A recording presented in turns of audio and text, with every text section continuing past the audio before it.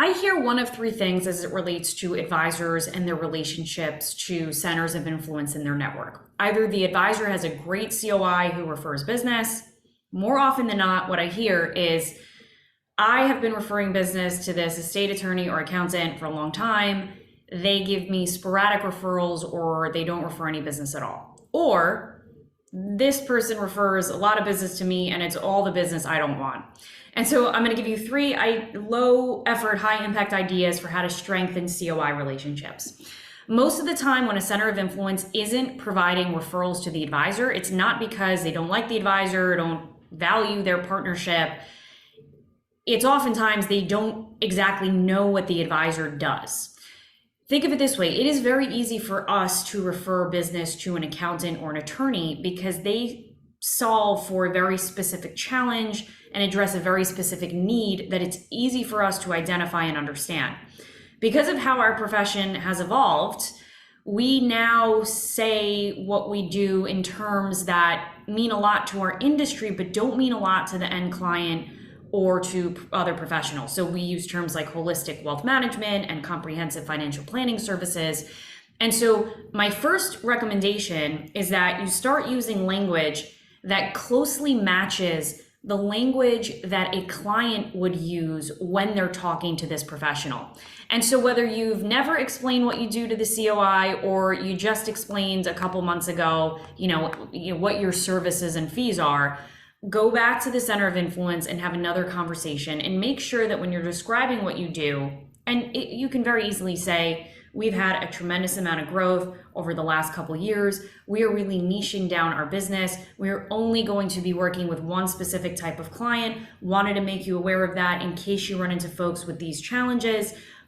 These are the types of things we do. These are the ways in which we help clients. Oh, and by the way, we serve the same type of clients as you.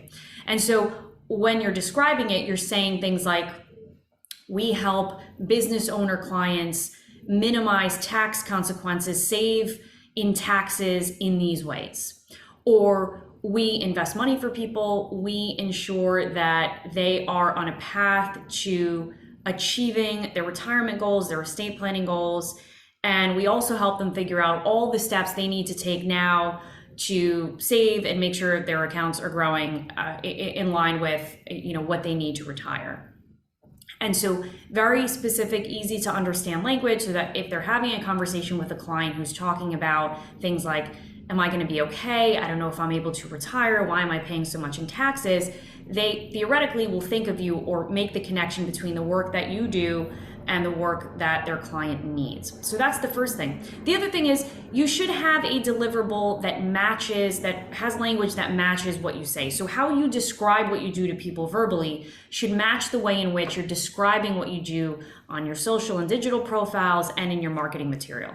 Really critical that you have a simple one-pager with a case study or success story with all the questions you help clients answer listed out. You can put that as a leave behind or leave it as a downloadable PDF on your website. The second thing I'll say, and it's aligned with the first, is that another reason centers of influence don't refer business is because, quite frankly, they don't know you want the business. I mean, how many times have you heard people say, "Oh, I didn't know you did that," or I didn't even think of that. I always ask advisors to reflect on how often or when was the last time they had an intentional conversation with a center of influence where you said, here's where we're at in the practice. I want to share with you some of what we're doing. We serve similar clients. We have clients in common. We are, again, same language, shifting our practice a bit. We're only going to be serving these two types of clients. This is where our planning work really shines. We are looking to create a network as we expand of professionals who are our go-tos. Our clients are always asking us for an accountant. We want to have a go-to professional.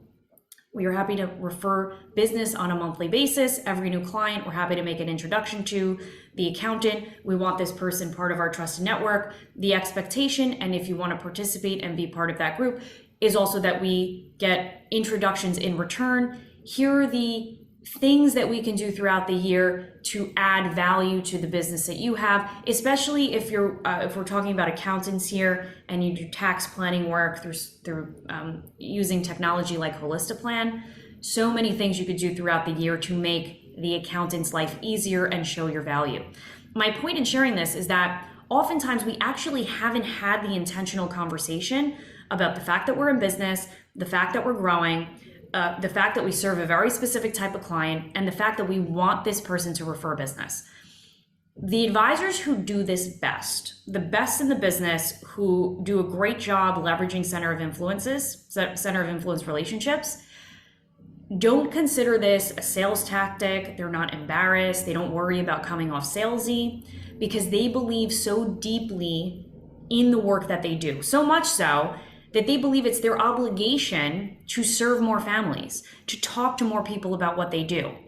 So shift your thinking if you're worried about, oh, I'm going to come off salesy. Who cares? Realistically, these are professionals who are also growing their businesses through referrals and introductions, and many of them, especially if you're talking to attorneys, have to bring in new business as part of their pathway to partnership.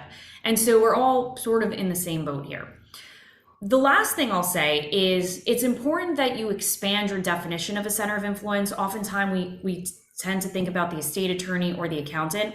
Folks, if you have a quote unquote center of influence who is not referring business and you've had these conversations, you've taken all steps necessary to try to engage them in this way and they're not doing it, then they're not a center of influence. And you can continue to refer business if they're awesome and you love them, but don't expect anything in return and, sort of don't worry about it. Centers of influence are people who have access to the network you want and who have influence within that network. And so think beyond the traditional COIs. Especially if you're in a smaller community or a town. Folks who have influence may be in politics, they may sit on boards, they may own restaurants in town, they may be in real estate, they may be a funeral home director. Think beyond the traditional, because there are a lot of people who influence our ideal clients and who have access to them during critical moments in their life and moments of transition, which is really where the financial planning engagement might be helpful to them. So think beyond the traditional COIs, do an audit of the people you are thinking about. If you don't have any COI potentials, by the way, go to your top clients, ask them for introductions to their accountants and attorneys and realtors, etc. Speak the language that clients speak, and finally, have the intentional conversation and don't be embarrassed to make the ask. All right, folks, I hope that was helpful. See you soon.